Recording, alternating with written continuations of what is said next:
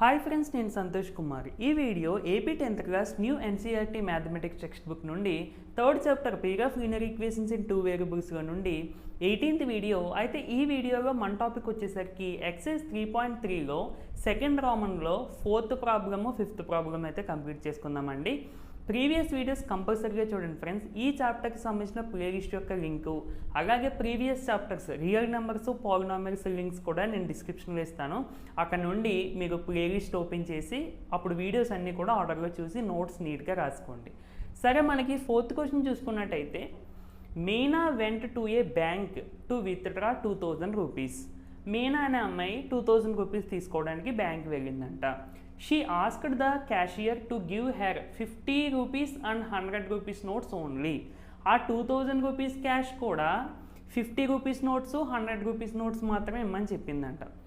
Next, Meena got 25 notes. అంటే ఆ అమ్మాయి 50 రూపీ నోట్స్, 100 రూపీ నోట్స్ అడిగింది కదండి 2000 రూపీస్ క్యాష్కి. మొత్తం ఆ అమ్మాయికి 25 నోట్స్ వచ్చాయంట. అంటే 50 రూపీ నోట్స్, 100 రూపీ నోట్స్ కలిపి 25 నోట్స్ వచ్చాయంట. Find how many notes of 50 and 100. అంటే టోటల్గా అమ్మాయి 50 రూపీస్ నోట్స్ ఎన్ని తీసుకుంది, 100 రూపీ నోట్స్ ఎన్ని తీసుకుంది అన్నది మన క్వశ్చన్. సో ఇలాంటి థియరిటికల్ క్వశ్చన్లో మనకి ఏమైతే అడిగారో వాటిని వేరియబుల్స్తో రీప్లేస్ చేసుకుంటాం. సో ఇక్కడ 50 రూపీస్ నోట్స్ ఎన్ని, 100 రూపీస్ నోట్స్ ఎన్ని అన్నది మనకి క్వశ్చన్. కాబట్టి number of the 50 rupee notes equal to X అని అనుకుంటున్నానండి. Number of the 100 rupee notes equal to Y అని అనుకుంటున్నానండి. ఇప్పుడు మనకి టోటల్ 25 నోట్స్ వచ్చాయి అని అన్నారు క్వశ్చన్లో. అంటే total number of notes equal to 25. అంటే 50 rupee notes plus 100 rupee notes equal to 25. అంటే 50 రూపీ నోట్స్ అంటే ఎక్స్ ప్లస్ 100 రూపీ నోట్స్ అంటే Y. So X plus Y is equal to 25, which is a first equation. Next, చాలా జాగ్రత్త చూడండి. Next, ఆ అమ్మాయి మొత్తం క్యాష్ 2000 రూపీస్ తీసుకుంది, అవునా కదండి. అంటే ఏంటి, 50 రూపీస్ నోట్స్ ద్వారా ఎంత మనీ అయితే వచ్చిందో మనకు తెలియాలి, 100 రూపీ నోట్స్ ద్వారా ఎంత మనీ అయితే వచ్చిందో మనకు తెలియాలి. ఆ రెండింటిని యాడ్ చేస్తే 2000కి ఈక్వల్ అవ్వాలి, అంతే కదండి. టోటల్గా 2000 తీసుకుంది. 2000 రూపీస్ కూడా 50 రూపీస్ నోట్స్, 100 రూపీస్ నోట్స్ మాత్రమే అడిగింది. ఆ రెండు నోట్సే ఉండాలి అని అన్నది. అంటే ఇప్పుడు మనకి క్యాష్ కూడా 50 రూపీ నోట్స్ ద్వారా ఎంత క్యాష్ వచ్చింది, 100 రూపీ నోట్స్ ద్వారా ఎంత క్యాష్ వచ్చిందో మనకు తెలిస్తే ప్రాబ్లం అయిపోయినట్టే కదండి. అంటే యాక్చువల్గా 50 రూపీ నోట్స్ ద్వారా ఎంత క్యాష్ వచ్చింది అన్నది, 100 రూపీస్ నోట్స్ ద్వారా ఎంత క్యాష్ వచ్చింది అన్నది తెలిస్తే ఆ రెండింటిని మనం యాడ్ చేసేసి 2000కి ఈక్వల్ చేసేస్తాం. ఎందుకంటే టోటల్ క్యాష్ 2000 కాబట్టి. సో ఒకసారి ఇక్కడ చూడండి, మీకు ఇంకా అర్థం అవుతుంది. Now money received from 50 rupee notes. 50 rupee notes ద్వారా ఎంత మనీ వచ్చింది అన్నది చూడాలి. ఇప్పుడు ఫర్ సపోజ్ ఎగ్జాంపుల్కి నా దగ్గర 50 నోట్స్ 3 నోట్స్ ఉన్నాయి.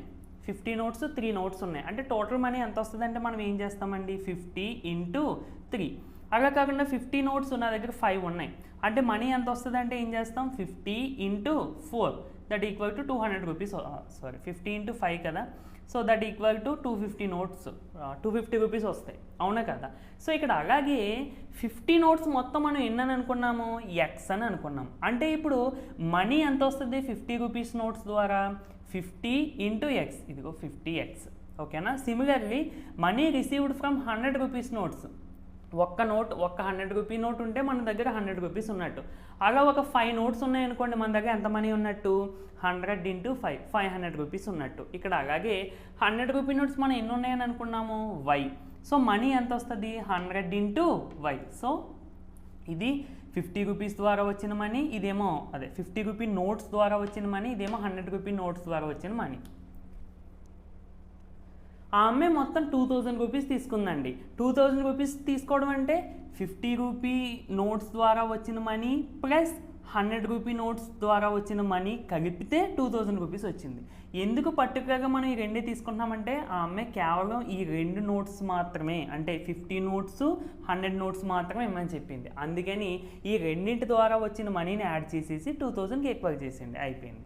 So 50x + 100y = 2000. సో ఇక్కడ 100ని 50 × 2గా రాసుకోవచ్చు కదండి. అలాగే ఇక్కడ 2000ని 50 × 40గా రాసుకోవచ్చు. లేదు మాకు ఇదంతా కన్ఫ్యూజింగ్ ఉందనుకోండి, ఒక 0 క్యాన్సిల్ చేసేయండి, ఓకేనా. అప్పుడు మనకి ఏమవుతుంది, 5x + 10y = 200. ఓకేనా. ఇప్పుడు మళ్ళీ ఇక్కడ 5 ఇంటూ ఎక్స్ ప్లస్ దీన్ని 5 ఇంటూ 2గా రాస్తాం కదండి, అప్పుడు మళ్ళీ 5 కామన్ వచ్చేస్తుంది. సో 2y ఈక్వల్ టు 200 ఉంటుంది. సో 5 ఇటు సైడ్ ట్రాన్స్పోజ్ చేస్తే డివైడ్ చేస్తుంది, అప్పుడైనా మీకు 40 వస్తుంది. ఎలా అయినా మీకు వచ్చేది ఒకటే ఆన్సర్. ఇక్కడైతే డైరెక్ట్గా ఈజీగా వచ్చేస్తుంది కదా. ఓకే, సో ఇక్కడ 50 కామన్ తీసుకోవచ్చు కదండి. 50 కామన్ తీసేసుకుంటే ఏముంటుంది, X plus 2y equal to 50 into 40. So both sides 50 cancel, లేదంటే దీన్ని అటు సైడ్ ట్రాన్స్పోజ్ చేసి డివైడ్ చేస్తుంది, అప్పుడైనా 50 క్యాన్సిల్ అయిపోతుంది. సో టోటల్గా మనకు వచ్చిన ఈక్వేషన్ ఏంటండి, X plus 2y equal to 40. ఇప్పుడు ఈ రెండింటిని సాల్వ్ చేస్తే మనకి ఎక్స్ వై వచ్చేస్తే ఆటోమేటిక్గా మనకి ఆన్సర్ వచ్చేస్తుంది. సో ఇక్కడ చూడండి, రెండు ఈక్వేషన్స్ని, ఇదేమో ఈక్వేషన్ 1, ఇదేమో ఈక్వేషన్ 2. మైనస్ చేద్దామా ప్లస్ చేద్దామా, ఫస్ట్ మైనస్ చేయగలన్నా ప్లస్ చేయగలన్నా ఎక్స్ కోఫిషియన్స్ కానీ వై కోఫిషియన్స్ కానీ ఈక్వల్గా ఉన్నాయి. ఇక్కడ ఎక్స్ కోఫిషియన్స్ ఈక్వల్గా ఉన్నాయి. సో మనం మైనస్ చేసేద్దామండి, ఎందుకంటే రెండింటికి సేమ్ సింబల్ ఉంది కాబట్టి మారిస్తే మనకి క్యాన్సిల్ అయిపోతాయి కాబట్టి. So plus X minus X cancel, plus Y minus 2y అంటే minus Y equal to 25 minus 40. 25 minus 40 అంటే ఎంతండి, minus 15. That implies both sides మనకి మైనస్ క్యాన్సిల్ అయిపోతే y is equal to 15. So now put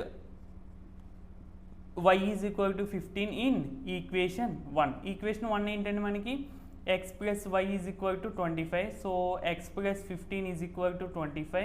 15 అటు side transpose చేసేయండి, x is equal to 25 minus 15 that is equal to 10. That implies x is equal to 10. So x is equal to 10 వచ్చింది, y is equal to 15 వచ్చింది.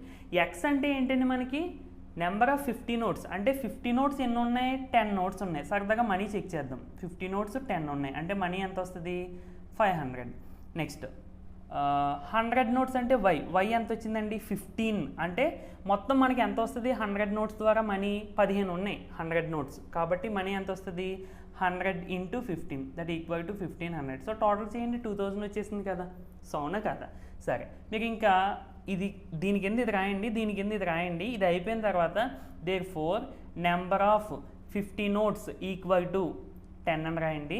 దాని కింద number of 100 notes equal to 15 అని రాయండి. ఓకేనా friends. Okay friends, next 5th చూద్దామండి. A lending library has a fixed charge for the first 3 days and an additional charge for each day there after.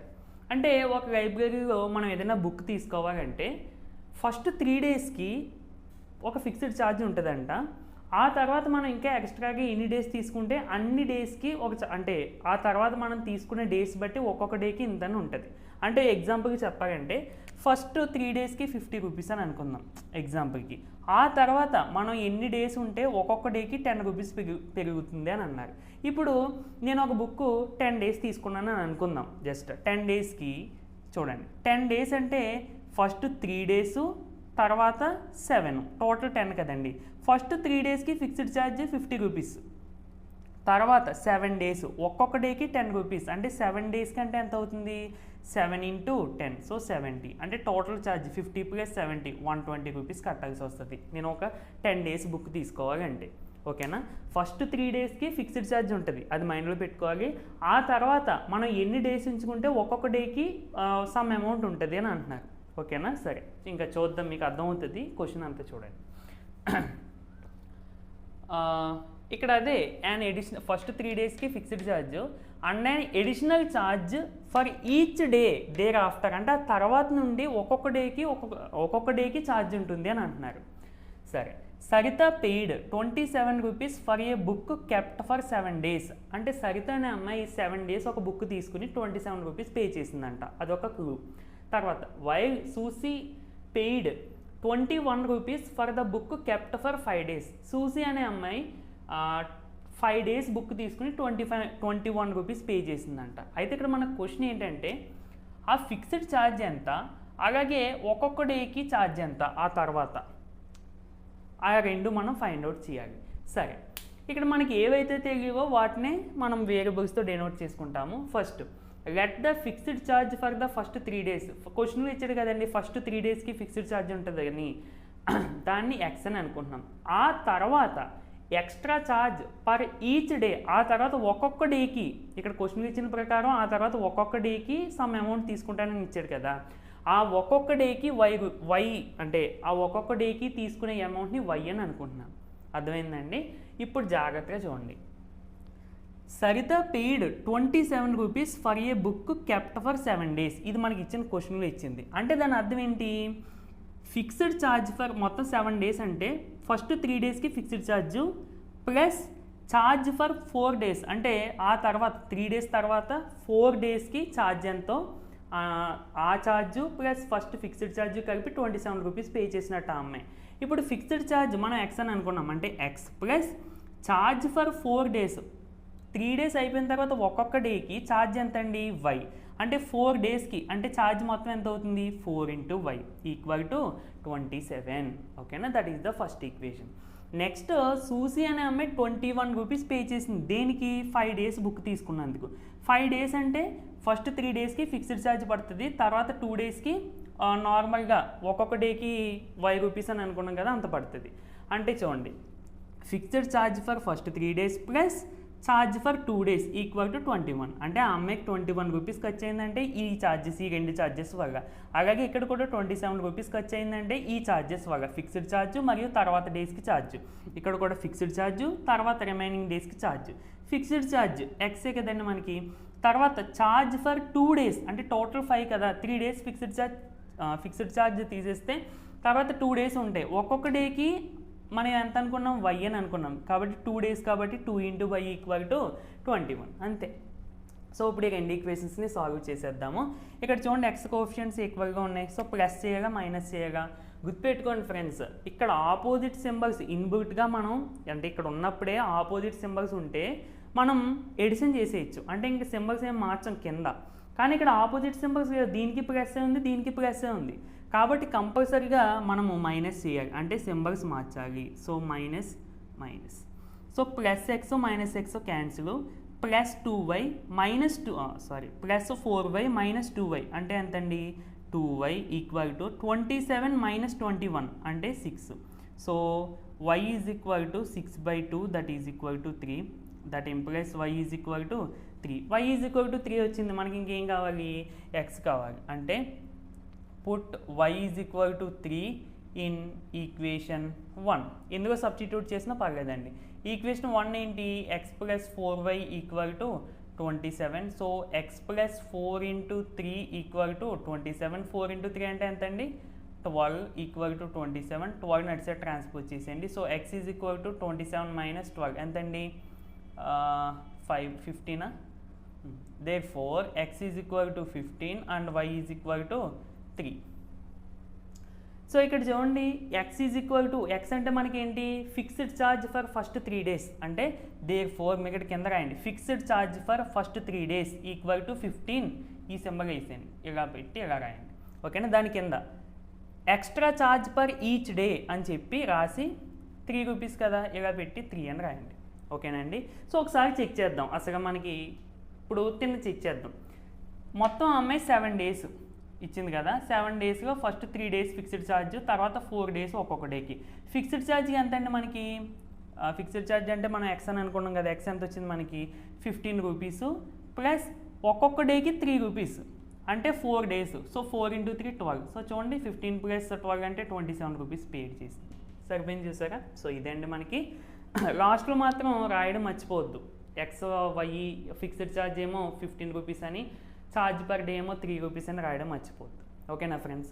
So ఇది friends, video నచ్చితే తప్పకుండా like చేయండి. ఈ చాప్టర్కి సంబంధించి ఇది లాస్ట్ వీడియో. సో వీడియోస్ అన్నీ తప్పకుండా చూడండి. మీరు ఆర్డర్లో చూస్తే కనుక మీకు ఏ డౌట్ ఉండదు. ఇన్ కేస్ ఏమైనా డౌట్స్ వస్తే కనుక కామెంట్ చేయండి, లేదంటే మన ఇన్స్టాగ్రామ్లో మెసేజ్ చేయండి. వెంటనే రిప్లై రాకపోవచ్చు, బట్ నేను కంపల్సరీ రిప్లై అయితే ఇస్తాను.